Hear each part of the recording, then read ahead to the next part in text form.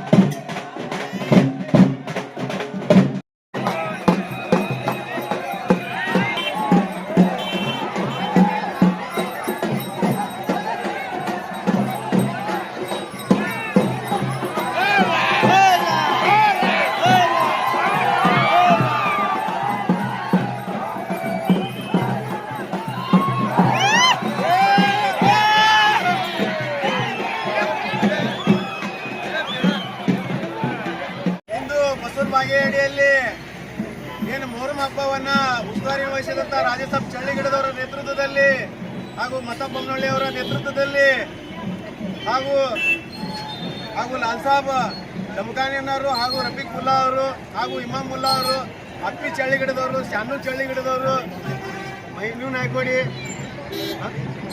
ಅಮಿತ್ ಮೊಮೀನ್ ಅವರು, ವಿವಿಧ ಎಲ್ಲ ಸಮಾಜದ ಮುಖಂಡರು ಕೂಡಿಗೆ ಇವತ್ತೇನಪ್ಪ ಬಸವನ ಬಾಗೇವಾಡಿ ಒಳಗ ಮೊಹರಂ ಹಬ್ಬವನ್ನ ಅತಿ ವಿಜೃಂಭಣೆಯಿಂದ ಪ್ರತಿ ವರ್ಷಕ್ಕಿಂತ ಈ ವರ್ಷ ವಿಜೃಂಭಣೆಯಿಂದ ಒಂದೇ ತಾಯಿ ಮಕ್ಕಳಂತೆ ನಾವೆಲ್ಲರೂ ಕೂಡಿ ಸಹೋದರತೆ ಬಾಂಧವ್ಯತೆಯಿಂದ ಇವತ್ತು ಬಸವನ ಬಾಗೇವಾಡಿ ಒಳಗ ವಿಜೃಂಭಣೆಯಿಂದ ಆಚರಣೆ ಮಾಡಿದೆವು.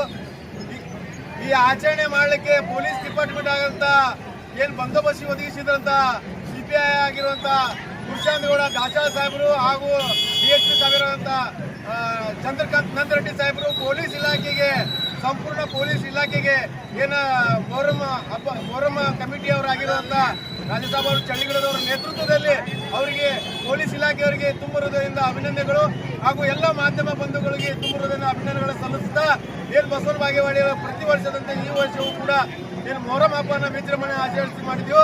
ಎಲ್ಲರೂ ಆ ಮೊಹರಂ ಹಬ್ಬನ ಅವರಿಗೆ ಸುಖ ಶಾಂತಿ ನೆಮ್ಮದಿ ಕೊಡ್ಲಿ ಅಂತ ಹೇಳಿಕೆ ಆ ಅಲ್ಲನ ಪ್ರಾರ್ಥನೆ ಮಾಡಿ ಈ ಮೊಹರಂ ಹಬ್ಬವನ್ನ ಶಾಂತಿಯುತವಾಗಿ ಆಚರಣೆ ಮಾಡಿದಾಗಿ ಈ ಸಂದರ್ಭದಲ್ಲಿ ಕಾಜಂಬರ್ ನದಾಬ್, ಬಸವನ ಬಾಗೇವಾಡಿ.